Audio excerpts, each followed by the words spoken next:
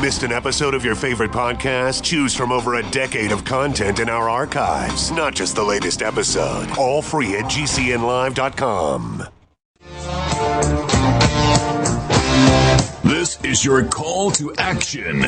Get prepared, America. Economy, survival, energy, disasters. This is USAPrepares.com. Informative radio, educational radio. Interact now by emailing instructor@USAPrepares.com or text at 434-390-7953. Class, please take your seats.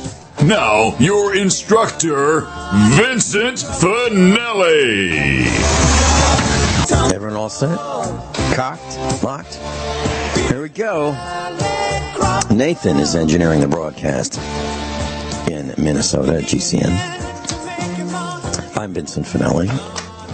And if you'd like to call us, we'll pay for the call. 866-582-9933. 866-582-9933. And the telephone listen line is up and running live. No delay. It's fixed. 605-477-3249. 605-477-3249. Doc Ram's with us. Dr. Richard Allen Miller. Welcome, Rick. Good morning, and the wind up, and it's up. All four. Get a grip, man. Yeah. Hey, Rick. I love it. I love you. I love working with you. And hey, I love working with you too, Rick. Hey, when I was at the university back in the 1970s, he's trying to steal a base, guys. Watch him. One of the professors said something very profound to me, and to the rest of the class as well. I wasn't talking just to me.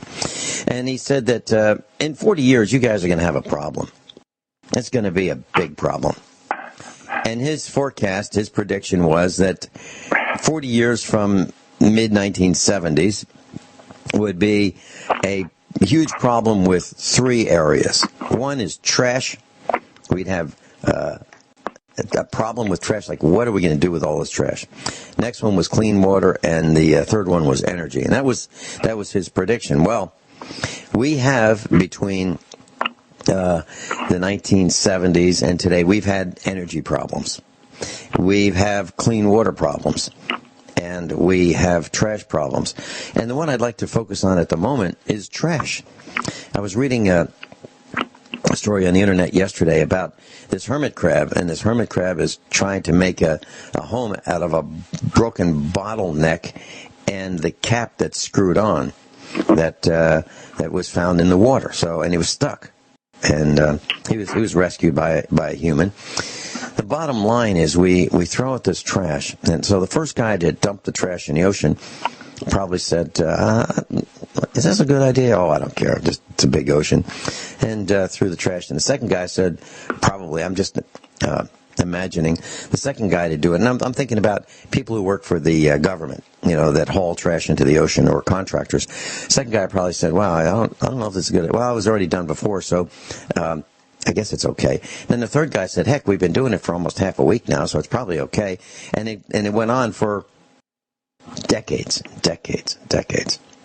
So now the ocean's polluted, the waterways are polluted. Even our road in front of our house has trash in it because the first guy throws out a pizza box or a cup from a styrofoam cup or a beer can or a soda can or whatever it may be, and one piece of trash begets more and more and more.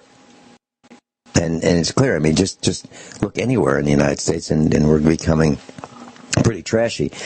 Rick, do you think that this just let's get rid of it? We throw it away, whatever it is, whether it's heavy metal laden batteries or light bulbs or fluorescent tubes or compact fluorescent tubes or used car stereos or old speaker systems or televisions or whatever it is. We just throw it away and we don't worry about it because it disappears.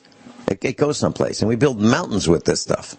We've got a mountain right outside of St. Louis, Missouri, actually a couple mountains of trash. And it all came from the city and the surrounding area.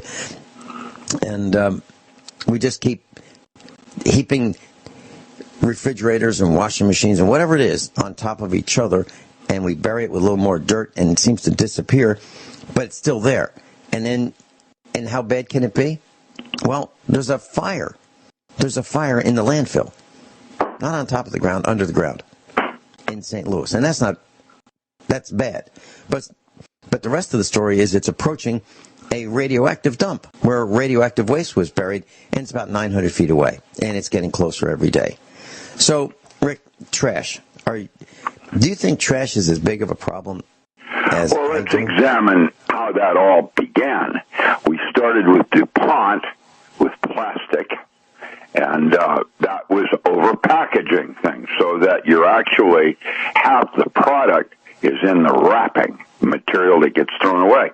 So then the mafia, the real one, decided, well, we're into loan sharking and numbers. Let's do garbage. And that's why the mismanagement is happening, because it's about big business. And big business is things that you discard after using them. And instead of repairing something, you replace it now. And they have different kinds of replacements, including things that can't go into that trash pile. It must go into a special one, like TV screens, batteries. And I have to tell you, the whole thing was orchestrated originally back then for this very moment and the crisis that we're hitting. And what we do next is the next 40-year crisis, because Band-Aids only can cover certain kinds of wounds, and other ones require you relieving the planet to another one, Mars into Earth, and having to pay rent. That's my way of looking at things. Doesn't mean it's right. It's just a way of doing that. I want to say hello to Grace Thorne. Woo, there she goes. And others, Linda from Lexington, others that are listening right now and making comment on Vincent and what he talks about and what we end up doing and what we don't do. And it's interesting because the moment is really what it's about. And I love your spontaneousness. Really, you are. Off you go. And the wind up, and you never know how the ballpark's going to play, the pitch. Maybe it's because underneath a very thin veneer, I'm furious about so many things. Yeah, I know. It all shines in the... Maybe that's what it is. Yeah, good luck with that. Yeah, since you mentioned some of our instructors, Grace Thorne, and I'd like to say thank you for things I've received in the mail from Grace Thorne and Kyle and Sharon and others. I really we have a lot of people that listen to you because they want to know where we're going to go next. It's interesting. And, the interesting part is, for some ways, it's the winds of time. You just, at that moment, are different than what you plan to be, just like the garbage. The garbage is an atrocity, and the original concept of it was that it was going to be used as our source of energy. Mm-hmm. Now, yes, there's right. A challenge to be able to take your waste and somehow recycle it into something you need. And that's a very important concept, because the next one I'm going to give you is the distinction between things you want and things you need. And if you go to jail, you still have toilet paper. Mm-hmm. Yeah, but they might consider that a want. Well, instead of a need. It's, if you're out in the wilderness and you reach for a piece of grass, that's not going to be quite the same thing. Yeah. You're talking about recycling. Back in Virginia, when we first set up shop there, started farming there, there was a series of several dumpsters. And if you had household trash that you wanted to dispose of, you would just go and drive over to the dumpster and you'd throw your bags in there, and it's as simple as that. Well, then they decided, the county decided that was not a good idea. What they wanted to do was set up something called a convenience center. Now, the dumpsters were open 24 hours a day. There was nobody there, and it was incumbent upon you to make sure that the bag went in the dumpster, not around the dumpster, or not, spread out. And they set up this convenience center, and one of the things that they did that was really different was they set up a recycling center for glass.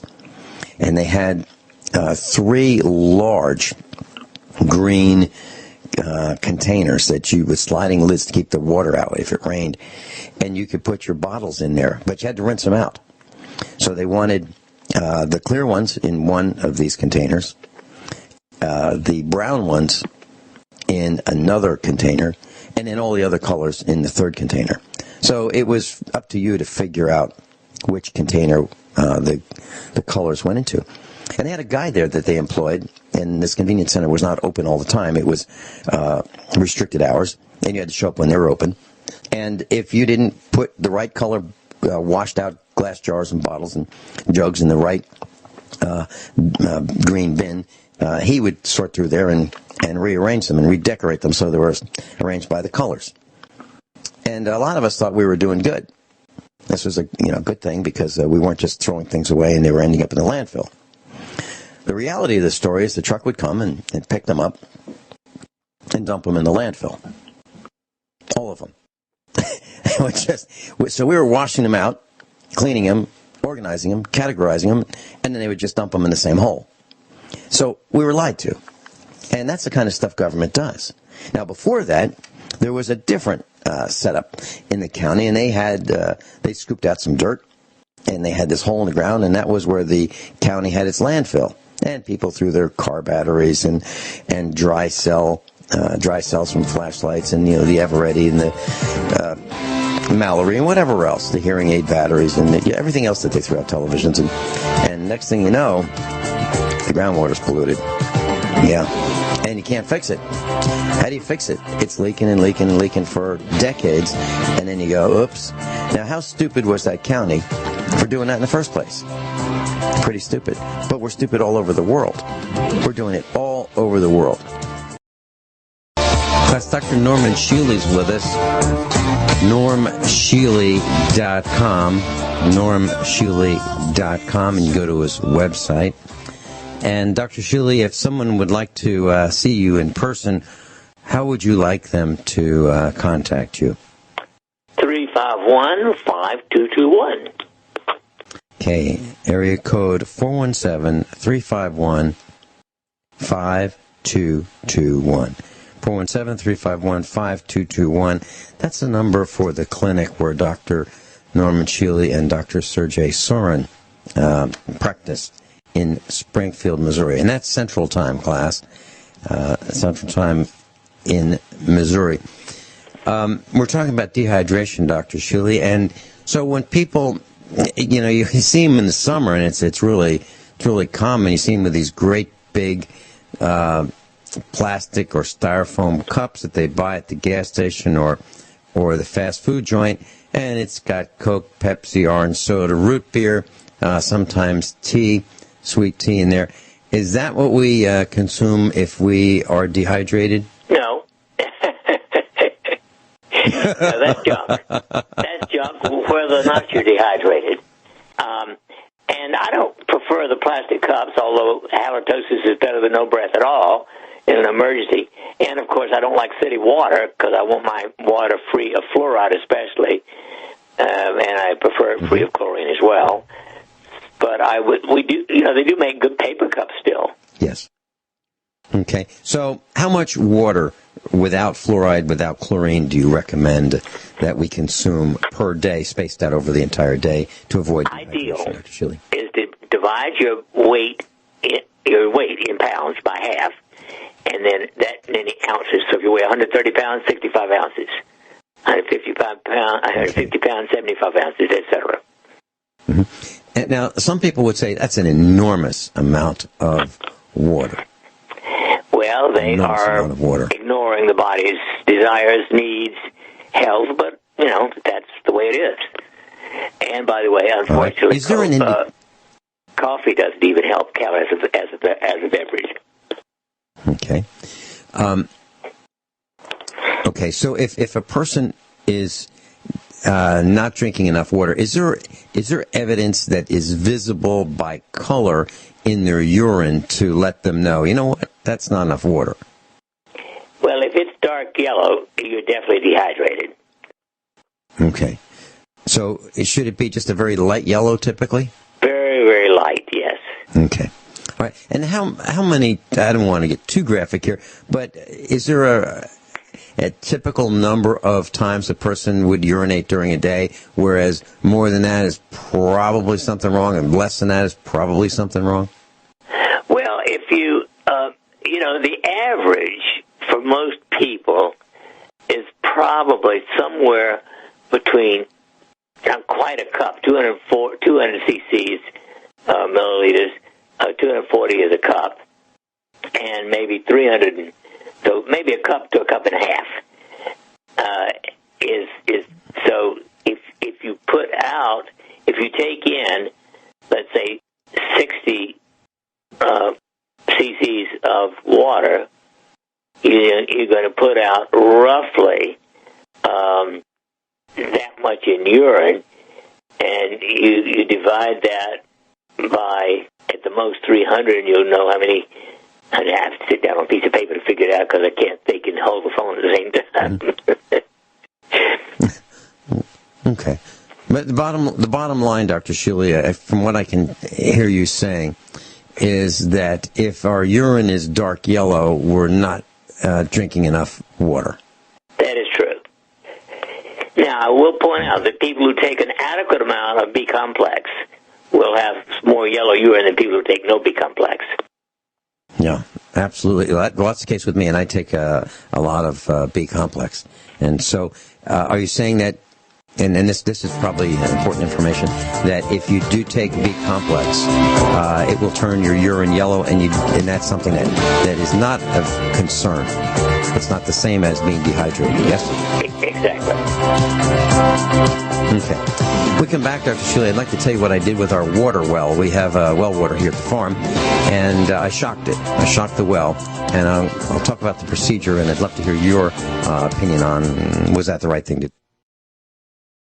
So, Dr. Shealy, we live on a farm very much the way you do, and a number of our listeners and those in class live on farms as well.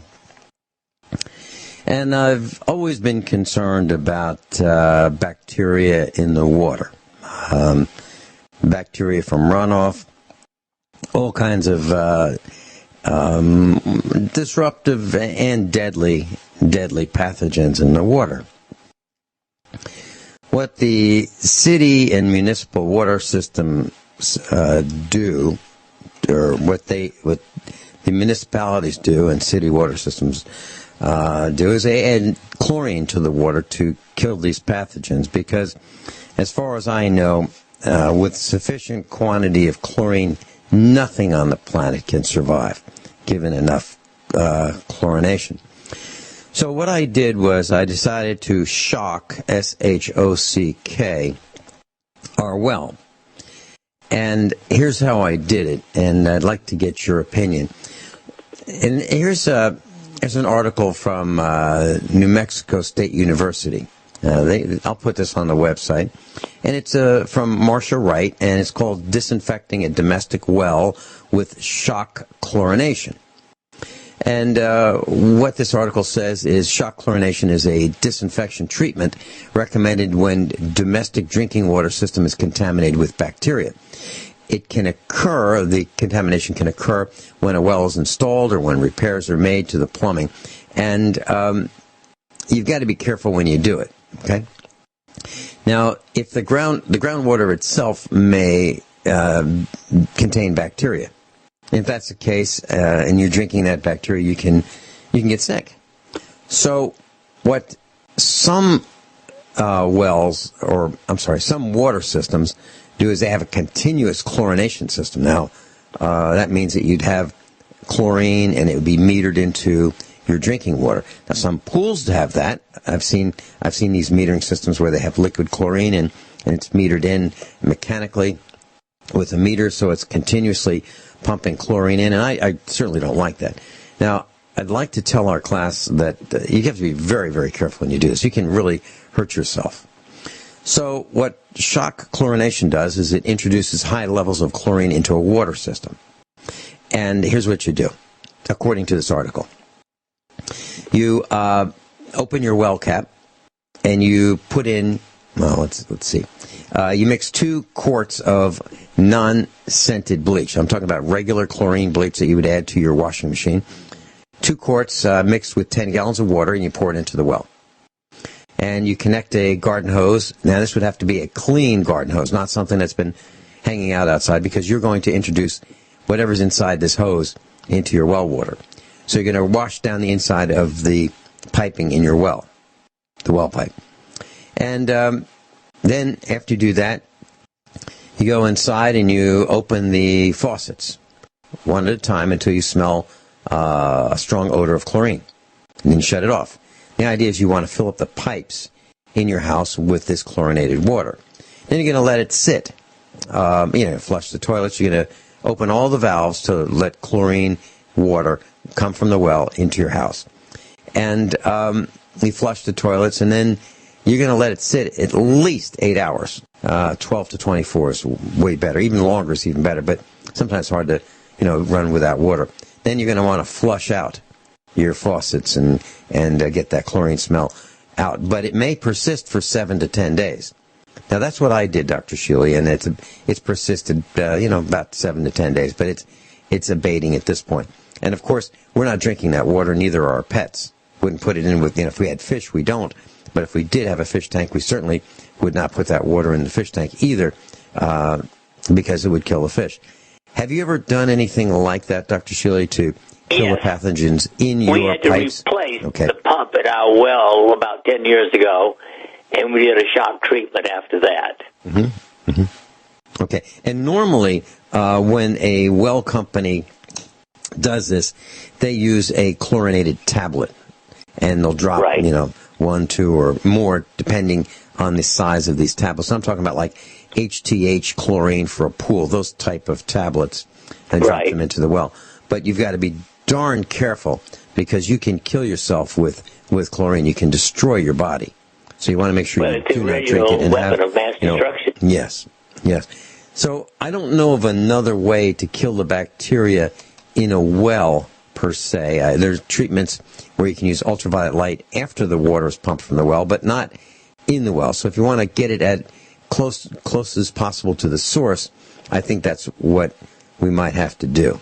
Yes, any disagreement there, Dr. Shealy? Okay. We have our well checked every 3 years, just to be sure. And I know there's some farmers in our area, not necessarily next to us, but in our area that are treating their well water with ultraviolet light because of fecal bacteria. Right. Well, we actually do use ultraviolet light all the time because we use some of the water in making our magnesium lotion, for instance. So all the water that comes into our entire house system is ultraviolet light treated. Okay. And I bought one of those systems. I have not installed it yet, but that's going to be installed this week. In class, here, let me tell you what that is. So it's think of it like a stainless steel cylinder, 3 feet long, in our case. And inside the stainless steel cylinder is think of it like a thin fluorescent type light, except it's ultraviolet. It's long. It's almost as long as the tube, this stainless steel cylinder.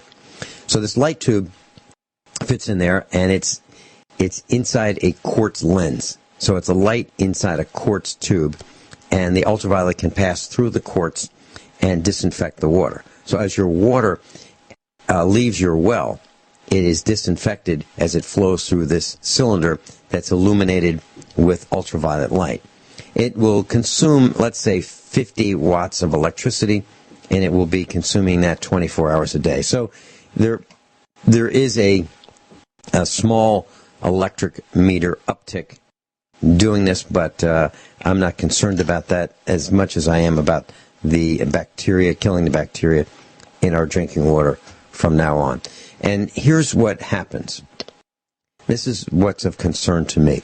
When you have these massive rainstorms, these violent weather changes, and you have flooding, well, the septic systems sometimes overflow. Some people have lagoons, and a lagoon is like a pond, but it's for waste, household waste. And it goes into this depression in the ground, and under normal circumstances, there's enough sunlight, enough evaporation for the water, the solids stay behind, the lagoon is disinfected by the sun, everything works great. But sometimes they overflow. Sometimes the municipal water systems, the sewage treatment plants, which are at the lowest level, typically, of the city, because they want gravity to assist in bringing the sewage downhill for treatment.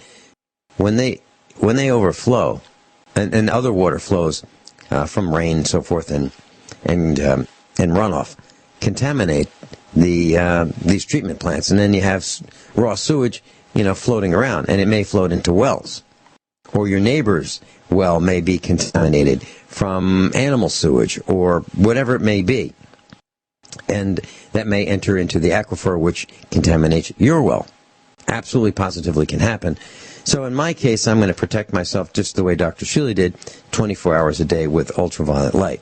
Now, what it doesn't do is it will not protect you from, chemicals that are stored in your neighbor's garage, that when the garage gets knocked over by the inrush of water, or carelessness in the use of chemicals and gasoline and oil and whatever else. They may have insecticides, herbicides in these barns and garages when they get contaminated, when they contaminate the well water because of the flooding conditions. So I'm concerned about that, but you can't fix that with ultraviolet light. That you need a carbon block filter for. And that would be like Berkey or ProPure. Dr. Shealy, your thoughts? Absolutely. I'm with you all the way, Big Blue. Okay. So, class, as the weather conditions get worse, as the storms get worse, as global climate change becomes more violent, you might want to consider getting a water filtration system.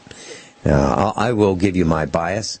My favorite is ProPure, and another one that you can consider is Berkey. And I would suggest you do some research and see if you can find the one that's appropriate for you. We found out that our animals absolutely, and I'm talking about dogs and cats, absolutely prefer carbon block filtered water like Berkey or ProPure, and that's what we give them. And during this experiment, there's a slight trace of chlorine smell, and I thought, let's see if the animals will shy away from it. I put it down; they won't go near it. They are smart enough to know that chlorine is dangerous to them. I'm talking about the cats and the dogs.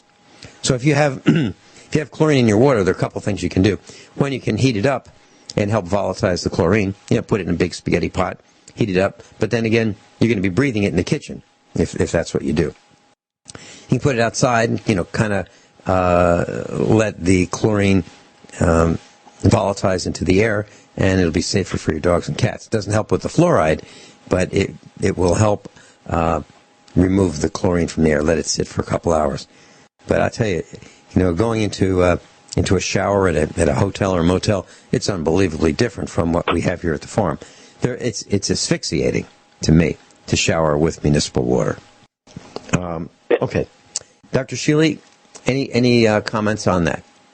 No, I think you've brought up an extremely valuable bit of information. And again, at the bottom line, if you live in a city, you must filter your water. Otherwise, you are going to be very, very slowly poisoned. It's that simple. Mm-hmm. Yeah, you can take poison quickly, as Heinrich Himmler did, and he killed him very, very quickly, or you can poison yourself slowly by drinking city or municipal water with chlorine and fluoride. So How much does it cost? Well, it's going to cost a couple $100 to either get, a Berkey or Procure system. It's going to cost a couple $100 to get an ultraviolet system if you put it in yourself. But in terms of medical costs, it's a couple of visits to... Dr. Shealy, you changed your email address. And can you tell us what your new email address is and maybe share with us why you changed it? Yes, it's normshealy85@gmail.com. And the reason I changed it is I bought a new computer 3 months ago, and it's been the greatest hassle of my life. Office 365 and Windows 10 are the worst scum on the face of the earth. So I needed to divorce Bill Gates and all of his nonsense. And believe me, it's taken me 2 weeks, and I'm about half there.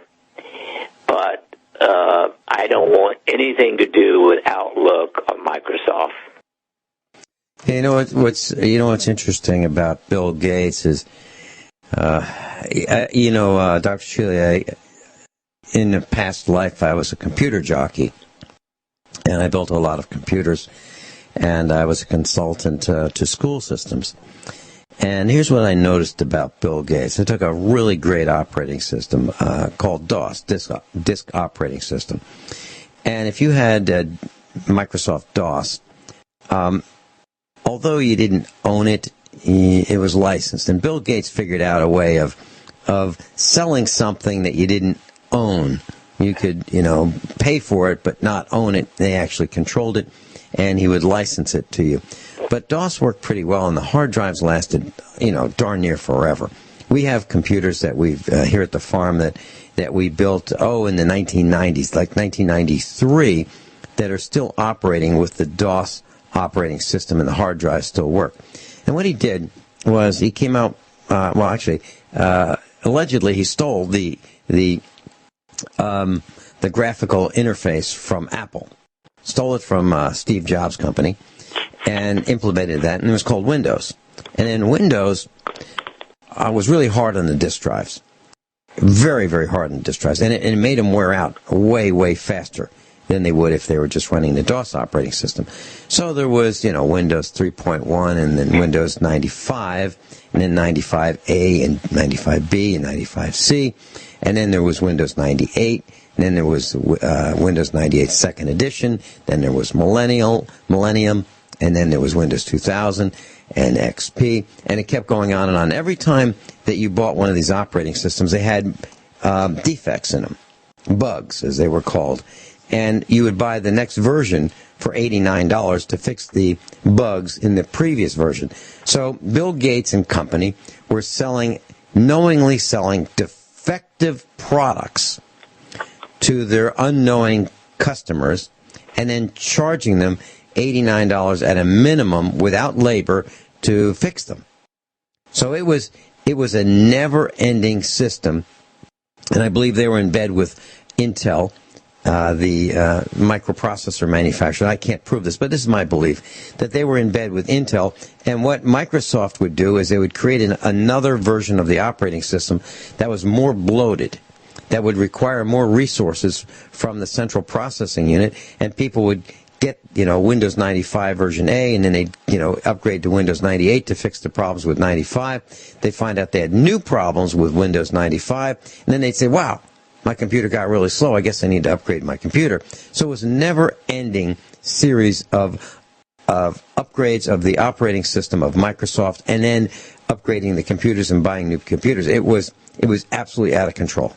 Out of control. He's being kind. I consider him the most evil person that I know anything about.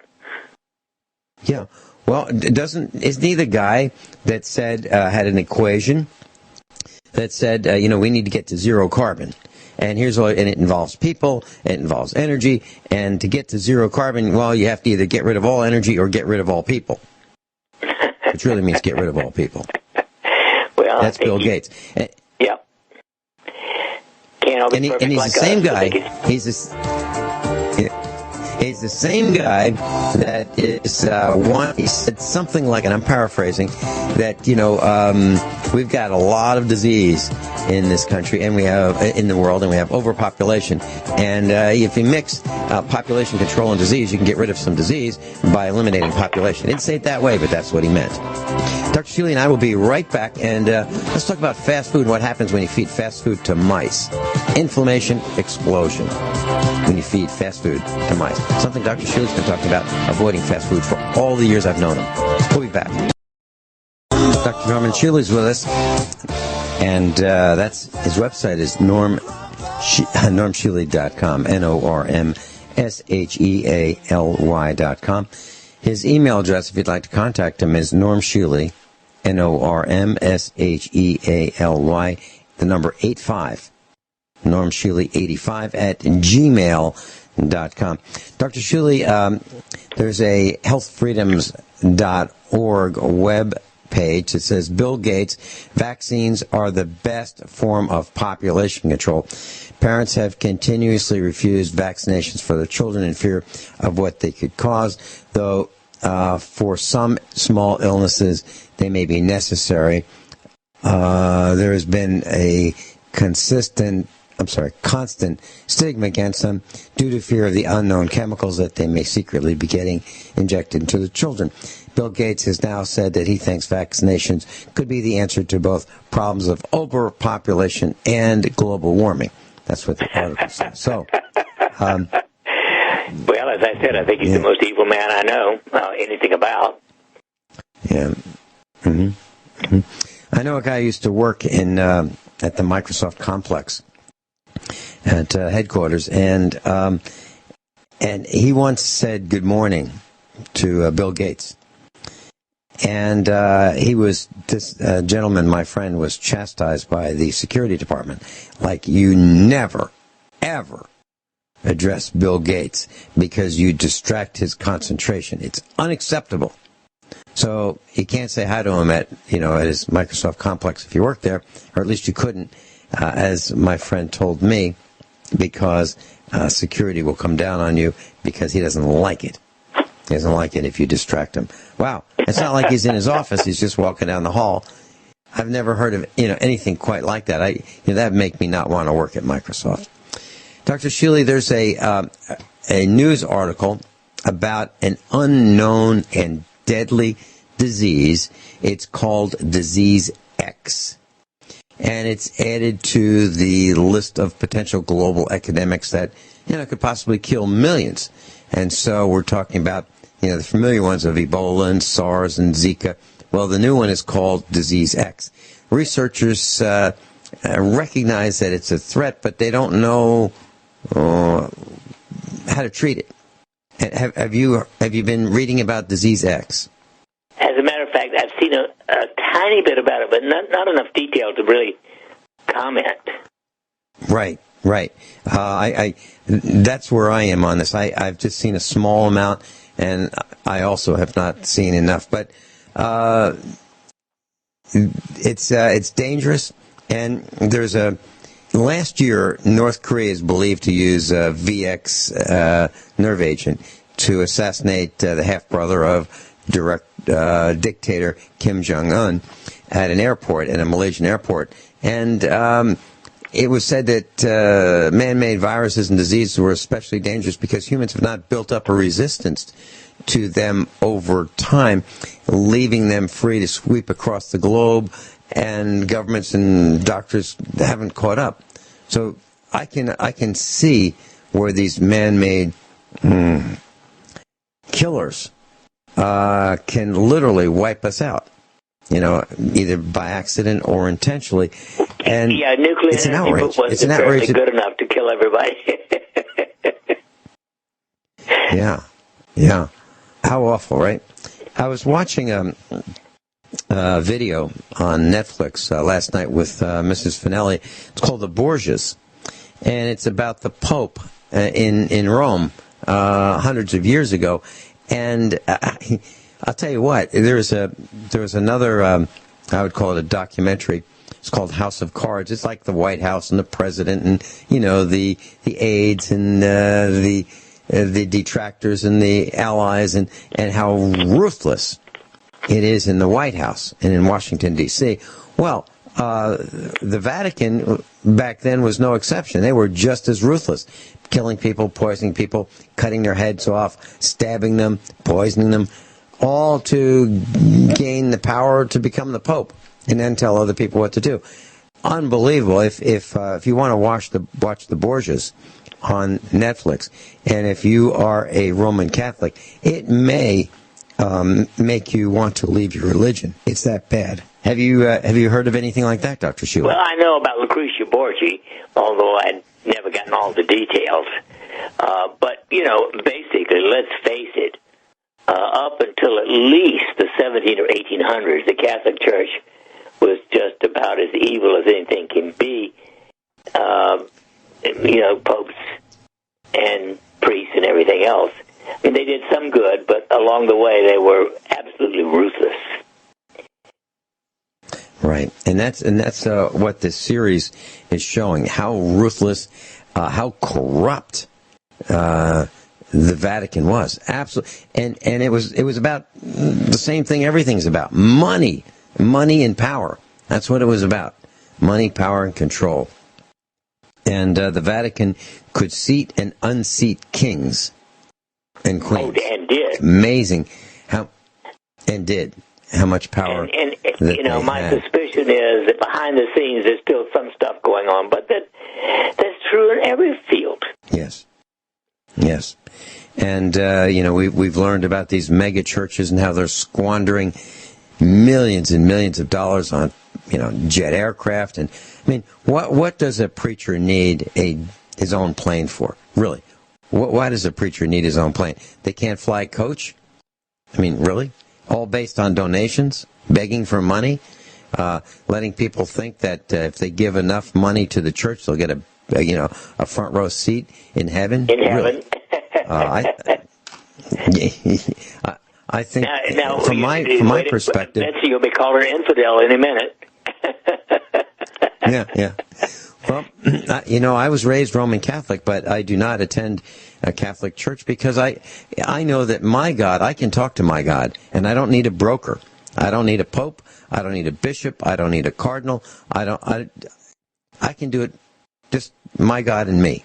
And Mrs. Finelli believes the same thing that I do, that we don't need a broker, and we don't want a broker, especially a broker who says, if you don't show up at our church on these days, at these times, and sit in these seats and donate 10% of whatever you've got, you're not going to get a front row seat.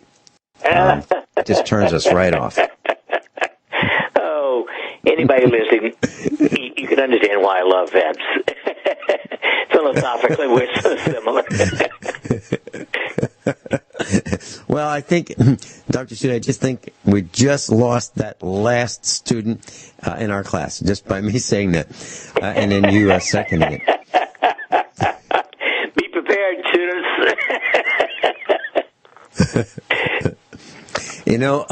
Dr. Shealy, you've been talking about, let me see if I've got this quote.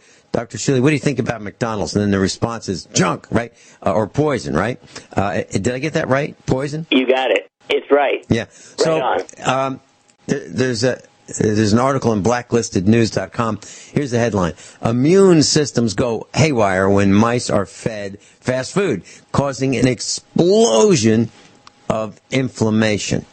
So fast food is, according to the article, fast food is unhealthy. It's loaded with salt, sugar, and fat, and a whole lot of calories. That's the first line.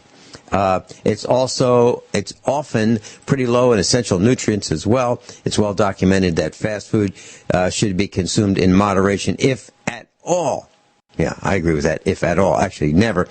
Indeed, most people know that takeaway meals aren't ideal, but a recent study has shed light on just how bad going through a drive-through really is for your health. And it talks about these mice that were fed fast food, and their immune systems went crazy. And they got an explosion of inflammation. And isn't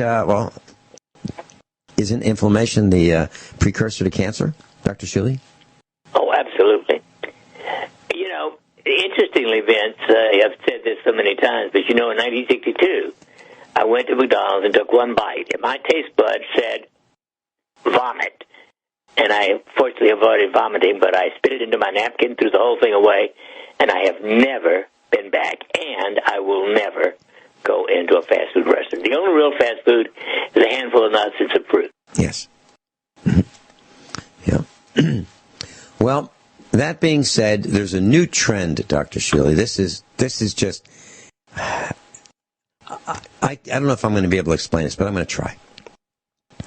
So there are people who have decided that, wedding rings are, fine, but, they're really not all that permanent. So they are not getting wedding rings or wedding bands. What they are doing is this new social trend is to have a piercing. So, for example, instead of having a band of gold or whatever metal around your finger, you have your finger pierced. Now, in order to make sure that this piercing doesn't fall out, it has to go like deep into your skin and then have some kind of an anchor. So think of it like think of it like a diamond ring, for example, with the diamond staying visible on top of the skin, but the rest of the band of the diamond ring being flattened out, and so that becomes the anchor under the skin. That is kind of like what people are doing now. They're also piercing through their skin. I don't know how to explain this. They're taking let's say gold balled earrings, okay, and putting one on either side of the finger, but a crossbar going under the skin, and that's what they're doing in lieu of a wedding band, and that's like the minimum. It actually looks like they're taking an implant, like a dental implant, screwing it into maybe even to their bone with a little piece sticking out, and that would be the stud of the implant. That's the kind of nonsense that's going on. I'd love to hear what you think about that when we come back. Is this a good practice, or is this absolutely nuts? So, Dr. Shealy, these piercings, these rivets being put under the skin in lieu of a wedding band, your thoughts? Well, I would like to say that it's insane and revolting and dangerous, but other than that, Mrs. Lincoln, how is the play?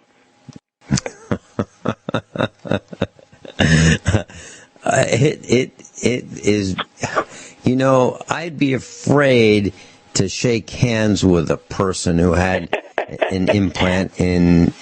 No, really, I would. I'd be afraid. I agree. Just shaking hands would hurt them. Got hidden. Yeah. But this idea of putting rings into your nose, your lips, your tongue, your nipples, and God knows where else. I mean, I think it's crazy.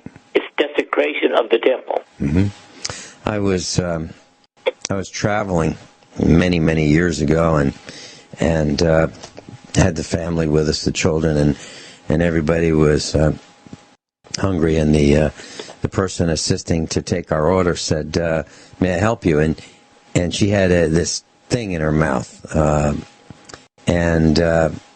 it was like a tongue ring. And she said, I looked at her. She said, "Can I help you?" I said, "No, no, you can't. No, you can't." No, I said, and I'm paraphrasing, but that thing that you're wearing is revolting to me, and my appetite is gone. It destroyed my appetite. So I'm good. Yeah. And there's a good old Sagittarian type bluntness. Yeah. Well, and I meant it. I meant it too. Well, it's true. So it is true. We had I'll just open the kimono a little bit more. We had a gal who was helping us with catering at the Get Prepared Expo. And, as the MC, I went over to the kitchen prior to lunch, And, I asked everybody how it's going, if they're ready, for me to make my announcements. And one of the gals had one of those piercings in her face. And I looked at her, and I said, you have to take that out. You can't wear that here.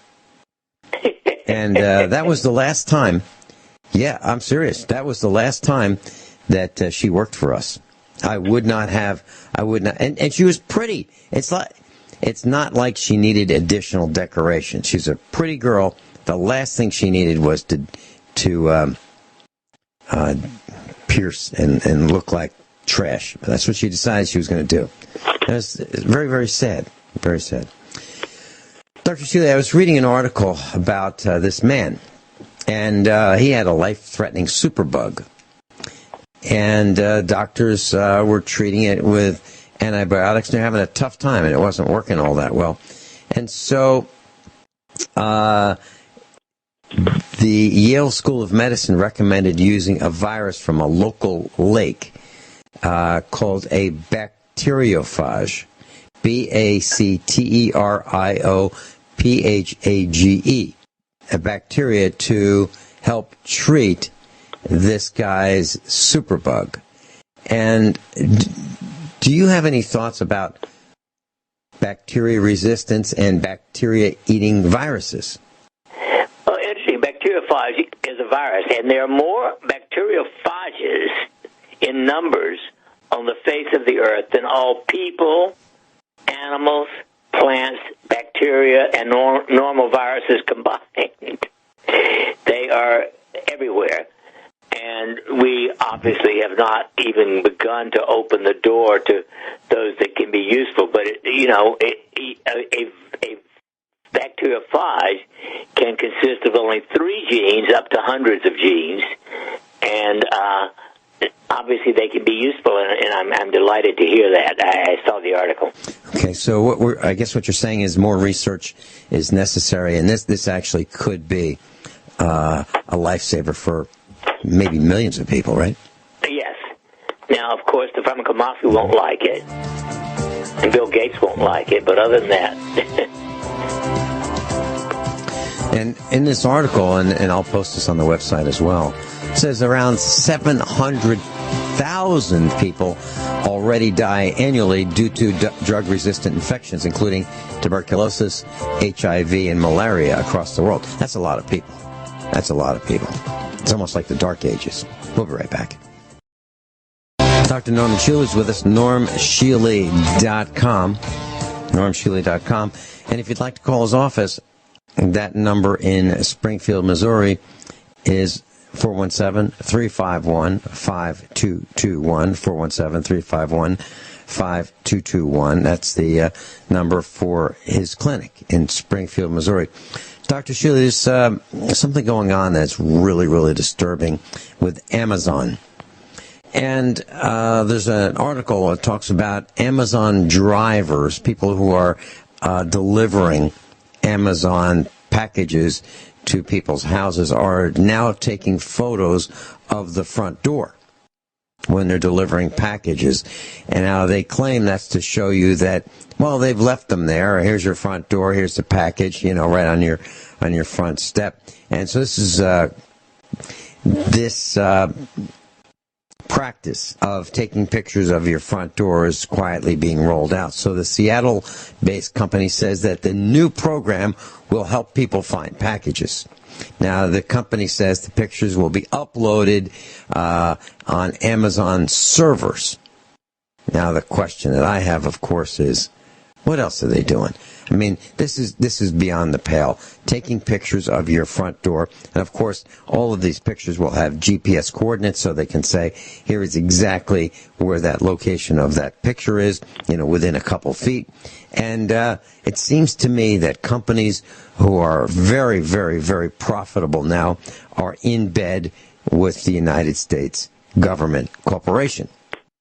Well, it's an let's absolute face it. Outrage. So now you've moved into the ultimate problem of the world, the Committee of 300. The Committee of 300 is behind the scenes, truly the evil empire. Yeah, and they're absolutely out of control.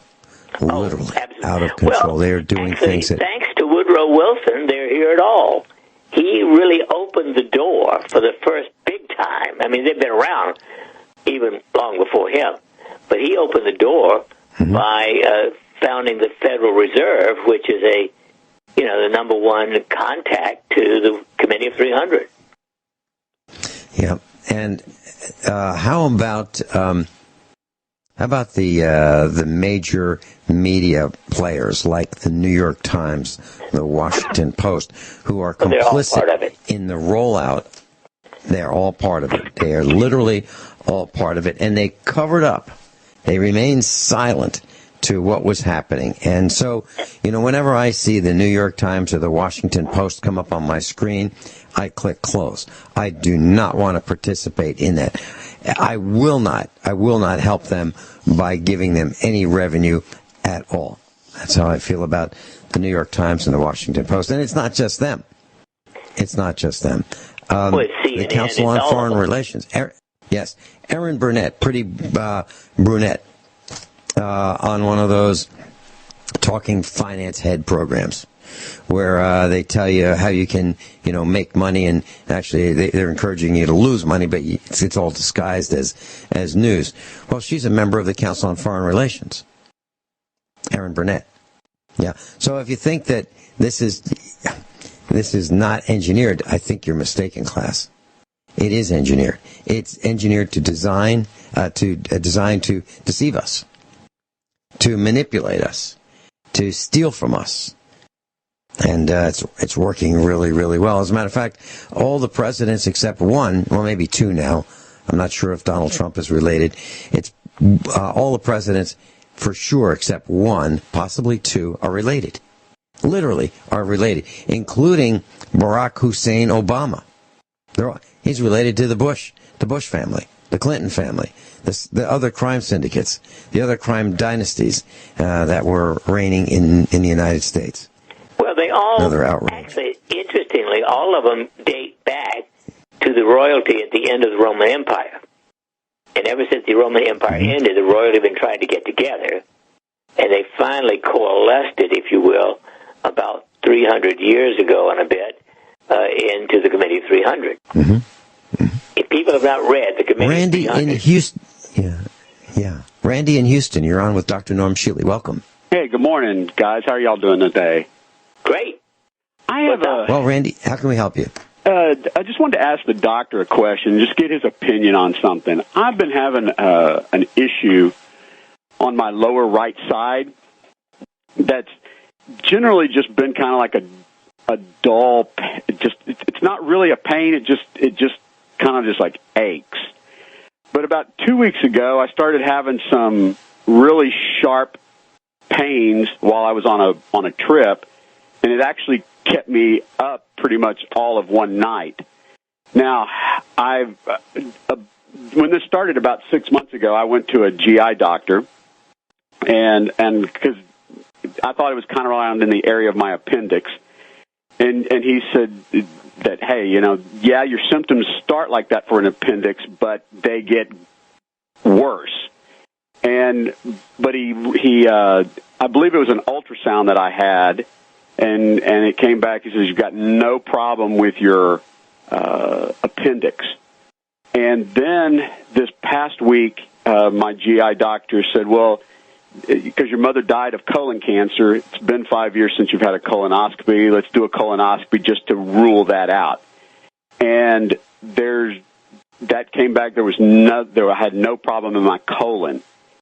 And I'd just like to get Dr. Shealy's just opinion about maybe what's the next place I go. Interestingly, where I would go at that point is to an excellent medical intuitive. Because if they can't find it, now I have to admit that appendicitis can come and go as a minor to moderate problem many times before it becomes bad. And the first thing I thought of before you mentioned that, when you mentioned the lower right side, I figured you were talking about the appendix area. So I think there is a strong possibility that you have subacute, if you will, appendicitis. But I would contact KCAYRANDALL May, M-A-Y. You can find her contact information on my website. Okay. And can you spell her first name again? C-A-Y. C as in Charles, A-Y. She's the best available medical intuitive at the moment. Okay. Randy? Yes, sir. Randy, K. Randall May is a USA Preparedness instructor. And I first, Dr. Shealy, is it okay if I describe my... Oh, of course. My situation? Okay. With K. Randall May. Class, you may find this very difficult to believe, but I'm going to tell you what really happened. So I was in Dr. Shealy's office, and I wasn't feeling too well. And Dr. Shealy said to me, I'd like to call a medical intuitive friend of mine. Would that be okay with you? I said, sure, absolutely. So he went into his office, and he called K. Randall May, right then and there. Talked to her and explained a little bit, about me. I mean, very, very, very little. K. Randall May came back with a analysis, diagnosis, prognosis that was 100% accurate. 100%. I am not kidding. I was absolutely stunned. And she came back with this prior to the hospital's diagnosis. And she came back with a regimen and a treatment, which is what I'm undergoing right now. What I'm saying is, how is this possible? It sounds like smoke and mirrors. I'm here to tell you that I experienced exactly what Dr. Shealy is recommending that you do, and it was right on the money. And you didn't physically Dr. meet Shealy, with her? did I? No. Okay. No. She knew nothing about. She knew nothing about me. Dr. Shealy, can you help me explain, from your side of the equation, exactly what happened? Maybe enhance what I said. I've worked with medical intuitive since 1973, and a good medical intuitive, they can be anywhere from 70 to 95 or 6% accurate across the board in making a diagnosis. All they need is your name and birthday. Some of them need a picture, but most of them don't. And there are some really good ones. The best in the country is Carolyn Mace, but she doesn't even do private sessions anymore. So Kay is the best available one that I know, and I've known Kay for 30 years at least. So, I still resort to those at times because even though my intuition is pretty good, it's not, for that particular thing, it's not as good as hers. Well, I'm going to give her a call. Because wait a minute. If you want to wait a minute, you won't have to look it up. I can look in my book and get her phone number for you. It is 602 404 8646. That's very good. I appreciate that. Hey, good on you. And let me know if I can be of any further help, but I hope she can help you go further. Hey, look, thank you very much. Y'all have a great afternoon. Yes, sir. Bye-bye. Randy, when you call her, feel free to drop a few names, Dr. Shealy's and mine, okay? Absolutely, I will. Hey, thank you. Oh, absolutely, yes. Okay. Bye-bye. Hey, thank you so much. Thanks. Interesting call. And I cannot explain my reaction to how accurate she was ahead of the hospital's diagnosis. It was quite impressive, Dr. Shealy. I was stunned by it. Absolutely stunned. Well, back in 1973, I had my first experience with Henry Rucker. I put in a spinal cord stimulator on a patient, and after the surgery, his white blood count went up to 46,000. We thought that somehow the surgery stress had activated an underlying leukemia. Henry walked by the patient's room and he said, "Oh, he doesn't have leukemia. He's just got something wrong with his liver. He'll be out of here next week." It turned out that he had what's called an inflammatory response to the liver because of 46,000 white blood count, and he was well within a week.